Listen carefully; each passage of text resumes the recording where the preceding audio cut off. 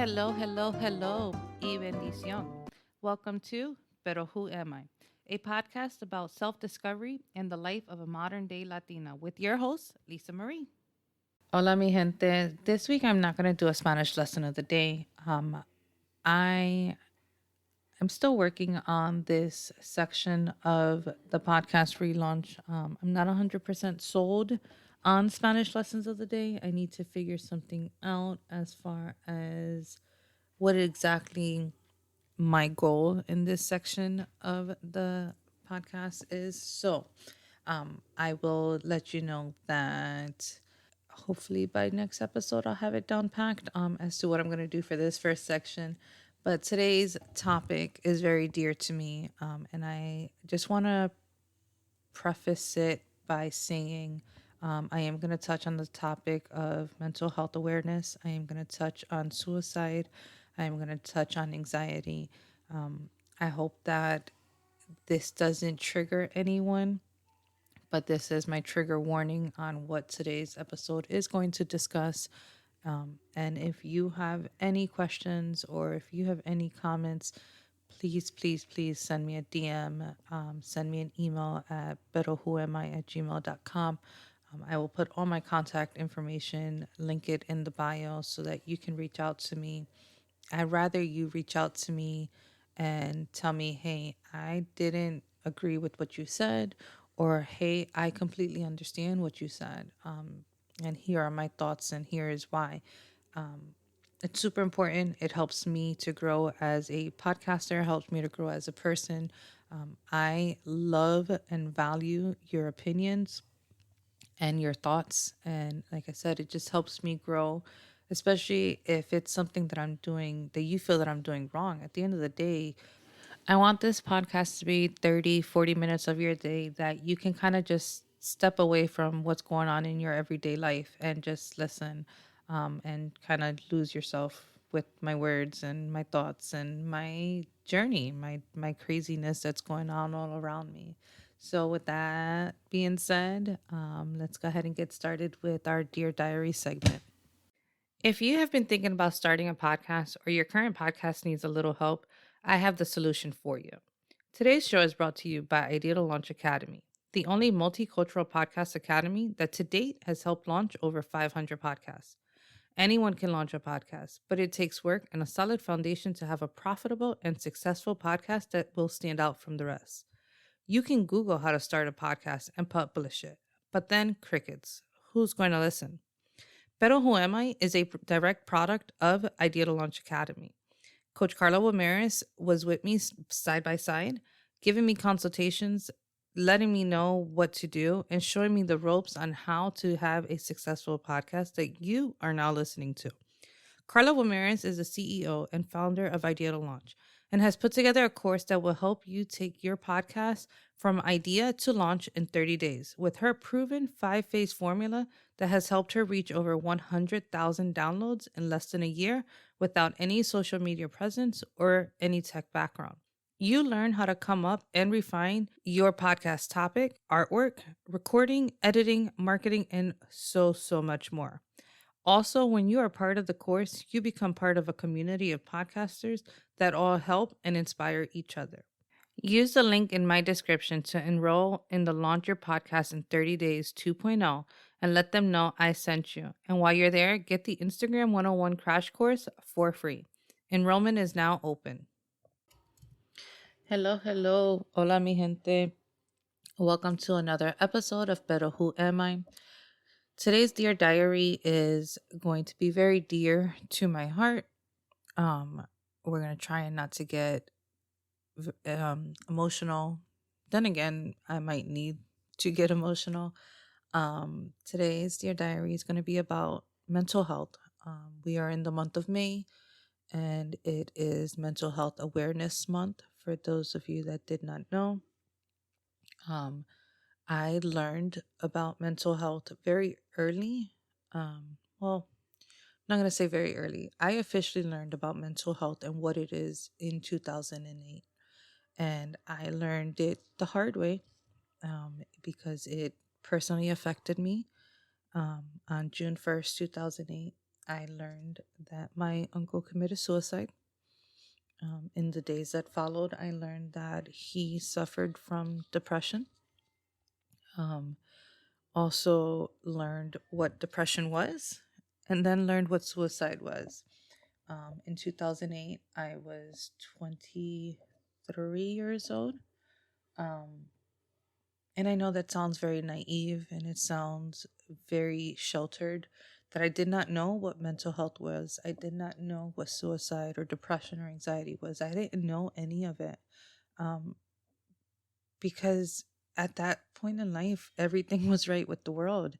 My sister had just graduated high school.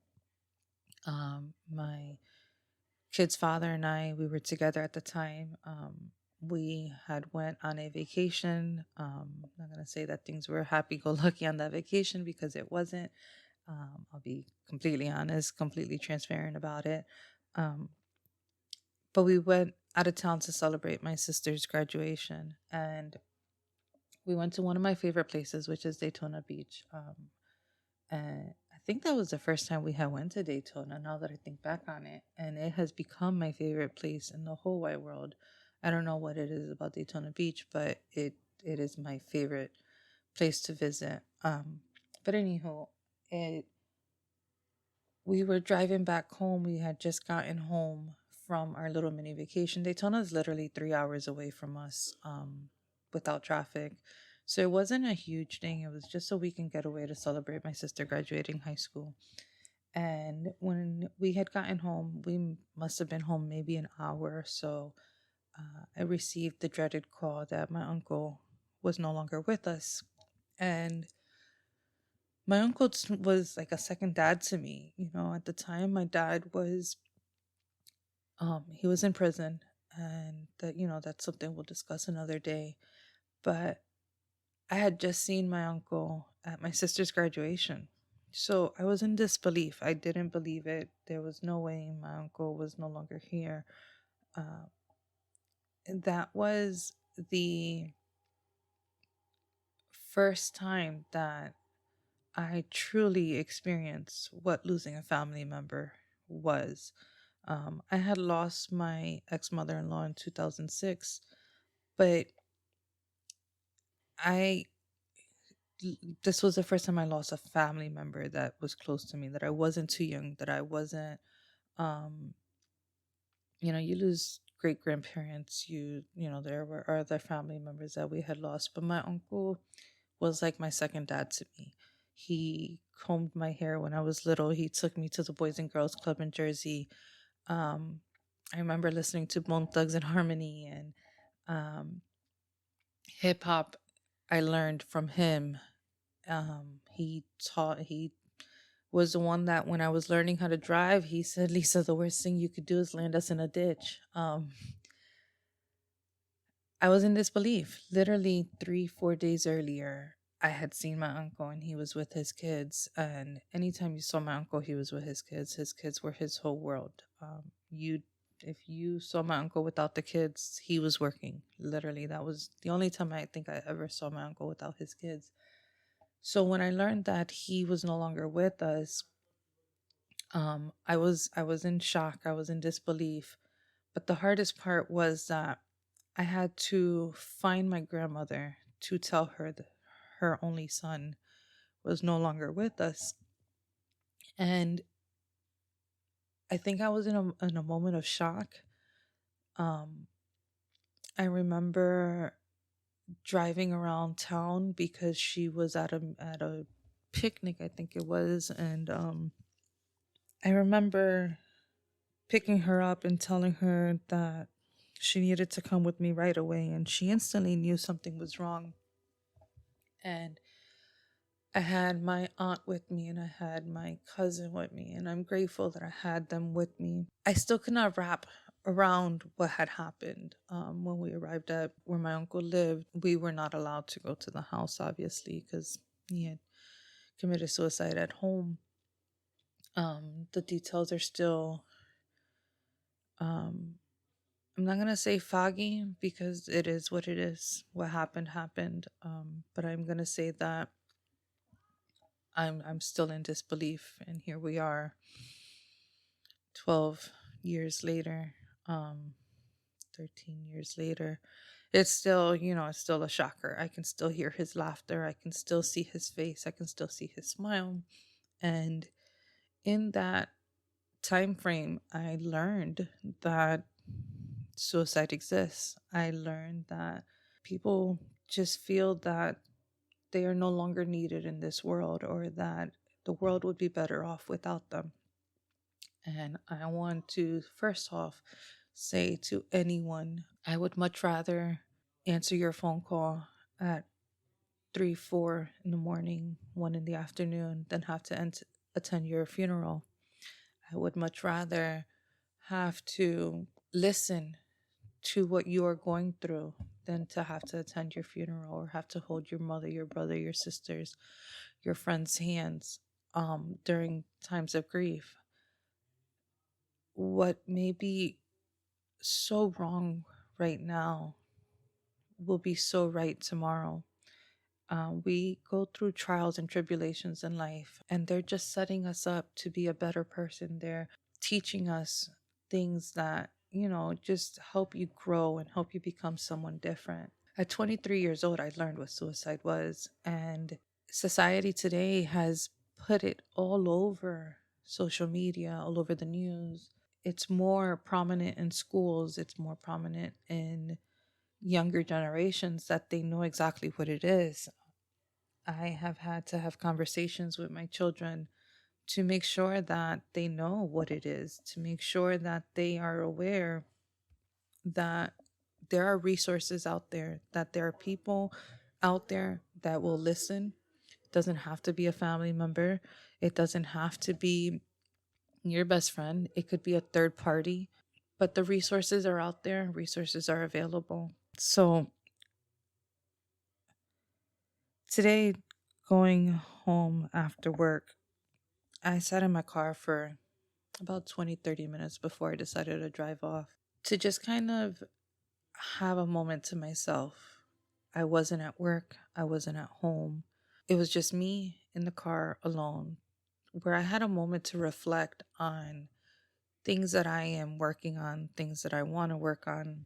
And in that moment, I realized that my anxiety lately has been through the roof. And it's just little things that I have been triggering it. And I notice it because, how do you put it?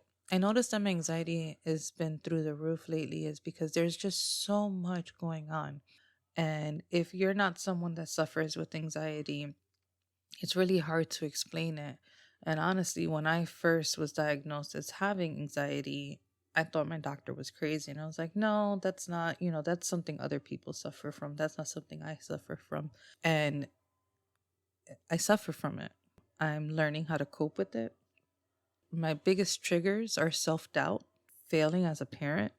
Right now is everything that can go good is going great. Anything that can go bad hasn't.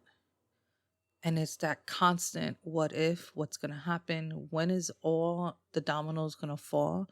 Like, those are my triggers for my anxiety. And it's mind boggling how, as society, we walk through smiling, happy go lucky. Like, we hide behind this persona that everything is right with the world. And in reality, we're all suffering from one battle or another. I constantly read on social media these memes that are saying just smile because you never know what someone's going through. And that smile alone could probably brighten their day. And I completely agree with that. We as people need to be better people. We need to be better humans. We need to be more compassionate, more empathetic, because we never know what someone's going through. I was just listening to a fellow podcaster talking about signs and how she has had several signs point her in a different direction of what she thought she was supposed to be doing. And it's rather interesting because I know I had told you guys on the last episode that I have set some goals for myself. And, one of the things I set was to go back to school. And I can officially announce that I have enrolled in school beginning classes June 29th. And I am super, super excited, looking forward to completing this chapter in life. And I'm not going to say completing, actually. Let me not even say completing. I'm going to say beginning, because this is literally just the beginning of me finishing steps that I am setting in place to my big goal. So that's just one of the things that I think, one of the reasons why my anxiety has been at an all-time high lately. Bought this house that I am grateful for and I love, and I cannot wait to make all the changes and personalize it and make it home. But it's like every time you turn around, something else needs to be bought. But at the same time, I have a garage full of stuff. So it's just one of those things that, like, everything that can go right has been going right, except for parenting. This is another area my anxiety has been driving me nuts. And it's because as a parent, you want to set examples for your children. You want to make sure that you are showing them and guiding them and pointing them in the right direction.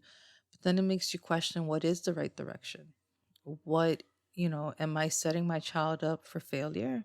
Am I pushing them too hard? Am I being too hard on myself as a parent? So, taking a step back, I'm going to be sending my kids to their dads for a couple weeks in the summer so that, number one, he can get time with them. I'm not going to say a taste of their medicine, but you know what I mean. If you're a parent of teenagers, this is going to allow me to have some time to myself, to my husband, some self reflection time, to allow us to, enjoy this new house. Hopefully, this will help calm some of my anxieties. I know that one of the biggest things is that you ever had a really, really good cry where you just cried. You just let the tears flow, you let the emotions release. You know that good cry I'm talking about. I haven't had one of those. I haven't had a good cry in a really long time. I cried tears of joy at my wedding, and barely, because I remember wiping a couple tears and that's it. And it's not that, it wasn't an emotional day. It was an absolutely emotional day for me. I just don't cry. And I used to be a crybaby. I used to cry for everything. But lately, the tears won't come. They will not fall. The emotion is there, and I'm not purposely bottling it up, but it just will not release. So if you guys have ideas or have something that you do to just make yourself cry, because I think we all need a good cry every once in a while, please let me know. Drop me a DM at Instagram. Send me an email. I need to release these feelings. I need to release these tears that are just bottling up. But as I said, May is Mental Health Awareness Month. If you or someone needs somebody to talk to, needs someone to just vent to, I'm no expert, but I'm here. I will listen. I will talk with you.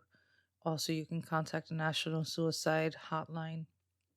I will link their phone number and their website in the bio of today's episode. Probably said a lot during this episode, and I apologize for that. It's just I have so many ideas and words, and just everything wants to flow all at once. So, yes, if you or someone suffers from mental health issues, please understand that you're not alone. Please understand that even your top celebrities, highest person you can think of, suffers from one form or another. We just need to get on course. I have medications that I can take. I have things that I can do.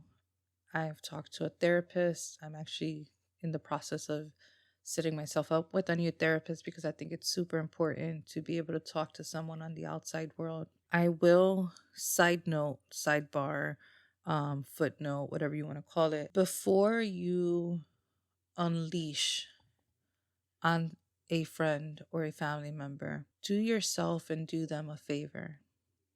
Ask permission. Ask them if it's okay if you vent to them. Ask them if it's okay if they're in the mental capacity to listen.